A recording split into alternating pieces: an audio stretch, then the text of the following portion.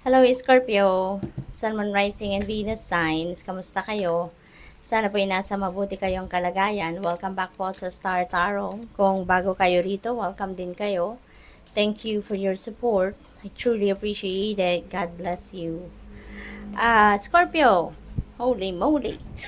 Unang message ninyo, we have the energy of the cat, a two-faced friend. So maybe you're dealing with a two-faced friend, no? At ngayon, maaaring madiskubre mo na ganito talaga siya, doble cara siya. So maybe may sitwasyon dito na mafa-find out mo, no? Mapapatunayan mo sa ngayon na talagang hindi naman siya loyal sa'yo, hindi siya sincere sa'yo, no? Hindi siya tunay na kaibigan. Bagkus doble cara siya. Kung kaharap ka niya, kaibigan ka niya. Kapag nakatilikod ka, kung ano nung sinasabi against you. So, maybe may ganun kayong kaibigan na madidiscover sa ngayon, no? We have lobster, financial pinch. Okay? So, this is a warning para sa'yo. Okay? Na mag-iingat kayo pagdating sa inyong pera, pagdating sa paggastos, baka may tendency kayo na mag-overspend around this time. So, be careful, no? Make sure na tune-check ninyo yung inyong budget plan. Make sure na aware kayo sa lumalabas at pumapasok na pera sa account ninyo, yung ganon. Okay? Para maiwasan na magkaroon kayo ng financial pinch. We have rose, romance is in the air. Yan, so may pakilig.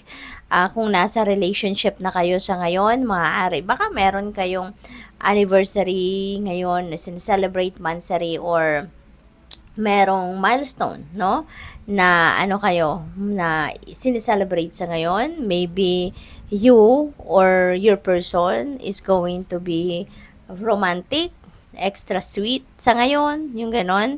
Kung kayo naman ay single pa, baka meron ditong magpapalipad hangin sa inyo. Baka meron ditong manliligaw sa inyo. Baka meron ditong magpo-propose sa inyo. You know? Maaaring may mga ganon. Kaya, good luck sa'yo.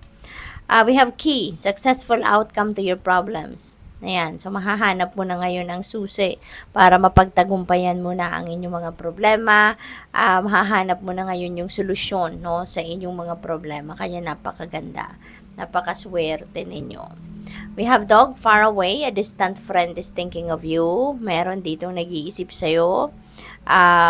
Maaring ito'y malapit mong kaibigan na geographically malayo sa'yo. Pwede rin na hindi lang ito kaibigan, pwedeng kamag-anak ninyo, pinsan ninyo, mga ganun ba, no? Someone is thinking of you from afar. So, what else? We have, you should accept valid criticisms. Ayan.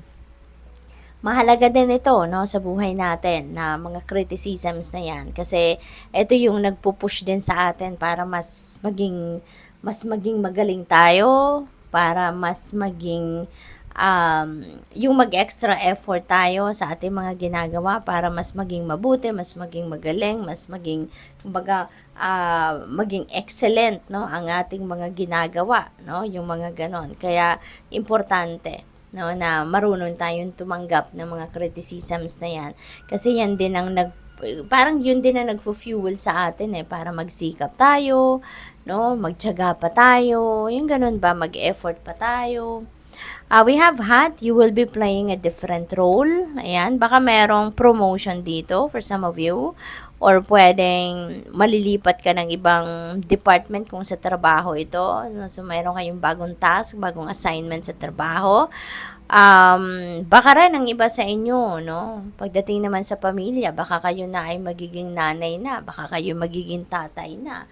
Or baka, you will assume the role of a mom and a dad. Diba? Baka single parent na kayo. So, pwedeng ganun din ang ganap dyan for some of you. Depression, anxiety, worry that someone is against you. Yan. So, baka ano lang ito, overthinking and overanalyzing things kayo, Scorpio. No? Nalulungkot kayo, nadidepress na pati kayo, pero baka hindi naman talaga ito totoong nangyayari. 'Di ba? Kung ano man yung iniisip ninyo na baka iniisip niyo lang to na merong galit sa'yo, merong kumukontra sa'yo, 'Diba? Baka sa isip mo lang 'to. Baka nachismisan ka lang dito, no? Baka hindi mo pa naman napapatunayan ito, so nagwo-worry ka na ng sobra-sobra, 'di ba? So you do something about this. Okay, Scorpio, kasi baka pinapahirapan mo ng sarili mo sa pag-iisip, pero wala naman palang katotohanan 'yan, 'di ba? Pwedeng gano'n. Unless first-hand information ito, no? Talagang alam mo, nakausap mo yung taong ito. Baka gano'n ang ganap. Then at least, no, first-hand information. Pero kung chika lang ito sa'yo, na si ganito galit sa'yo, na si ganito kung ano-ano sinasabi na, parang sayang, 'di ba, ng effort ninyo na nagwo-worry kayo't lahat, pero wala namang katotohanan. So, alamin ninyo, okay? Para hindi na kayo, para makakawa kayo ng bagay, ng move na maaayos, may sasaayos mo, 'di ba? We have room, new home, new attitude. Ayan, so congrats kasi siguro ang iba sa inyo dito maglilipat bahay, maglilipat ng tirahan, baka kayo ay nag-acquire na ng sarili ninyong tahanan, kaya ngayon baka naglilinis na kayo, nag-aayos kayo, and you are ready to move in, no, sa bagong bahay ninyo. Pwede rin na lipat apartment, lipat condo, mga ganon, no? So, definitely yung dwelling place ninyo magbabago. Pwede rin ang iba sa inyo dito magbabago din ng pag-uugali, no? So, there is personal transformation din dito na pwedeng mangyari. We have Cain, pay attention to your health. Ayan, so, itong vulture energy na to, be careful with that. Kasi baka magdulot na yan ng sobra-sobrang stress na sa'yo, at yung stress na yan, it's not going to help you in any way, di ba? Kaya may reminder na sa inyo dito, pay attention to your health, lalo-lalo na yung inyong mental health. Kasi baka sobra-sobra na kayong nagwo-worry, sobra-sobra na kayong nadidepress, hindi na kayo nakakakain, nakakatulog, and that is not going to help you na magkaroon kayo ng magandang kalusugan. Okay? Kaya alagaan ninyo ang inyong sarili. Pwede rin na reminder ito para sa iyo. Baka meron kayong mga iniindang kung ano-ano sa katawan, at maaring ipinagpapabukas nyo ng pinagpapabukas hanggang sa nakalimutan nyo na, 'di ba? Or baka meron na kayong schedule for check-up at baka makalimutan ninyo, or baka meron kayong scheduled na any procedure or test, no, blood test, mga ganon.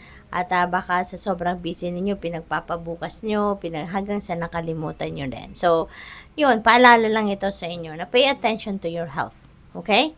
So, what else? We have man, dealings or relationship with a man. Ayan. So, pwedeng asawa nyo to, manliligaw ninyo, pwedeng boss ninyo, diba? Kapatid ninyo, dad ninyo. So, depende sa inyong sitwasyon, but you are dealing with a man, no? Sa ngayon. We have time to act. Ayan, time to act. Huwag ninyong hayaang kainin kayo ng depression, ng anxiety na ito. Okay? So, time to take action. Kung anong dapat ninyong gawin dyan, diskubrihin ninyo, alamin ninyo kung anong totoo sa taong ito na sa tingin ninyo galit sa'yo, or sa akala ninyo galit sa'yo. Diba? Kung kailangan kausapin, kung ano sa tingin ninyo, no? Figure out kung anong dapat ninyong gawin, kung anong tamang gawin dyan sa sitwasyon para mapawi na yung anxiety ninyo, yung worry ninyo, yung depression. Okay? So, good luck. Thank you for watching. Love and light. Namaste.